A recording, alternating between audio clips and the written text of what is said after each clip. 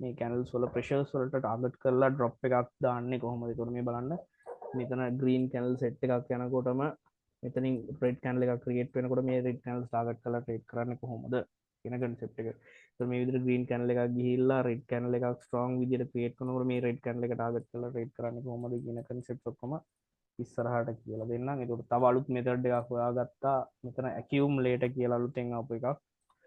මේ ඇකියුම්ලේටර් එකේ ට්‍රේඩ් කරලා අපිට ප්‍රොෆිට් කරන්න පුළුවන්. ඒකට තව මල්ටිප්ලයර්ස් එකේ ට්‍රේඩ් කරන විදිය තව පොඩ්ඩක් ඉම්ප්ලිමන්ට් කරගෙන ඉන්නේ. තව ලාර්ජ් කන්සෙප්ට් එකක් තියෙනවා. ඒ මගේ කන්සෙප්ට් එක තිබ්බේ රයිස් පොල් එකකින් ඉවර වෙනවා වගේ. ඒකට දැනට රයිස් පොල් එකකින් ඉවර වෙන්නේ නැහැ. ඇකියුම්ලේටර් කියන එක කියලා දෙන්න.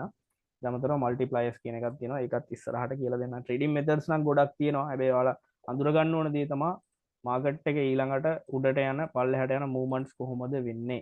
එතන ඉඳලා මාකට් එක රියැක්ට් කරන විදිහකට මාකට් එක ඔයා ඉන්න ඕනේ. මාකට් එකේ ඉඳලා සපෝට් රෙසිස්ටන්ස් ලෙවල් ඇඳලා මේ විදිහට පර්ෆෝම් කරොත් තමයි නිකම් බලාගෙන ඉඳලා තියරි විදිහට මේක කරගන්න අමාරුයි. අනිවාර්යෙන් ඔයා බහැලා පර්ෆෝම් කරන්න ඕනේ. සපෝට් රෙසිස්ටන්ස් අනම්මනම් ටික ඇඳලා රිවර්ස් වෙන විදිහ ඒ දේවල් ඔක්කොම බලලා තමයි බලලා අයිඩියා එකක් ගන්න ඕනේ. ඒක තමයි ඒක අර ඔළුවට ස්කිල් එකක් විදිහට ඔයාට වැටෙන්නේ. ක්ලියර්ද?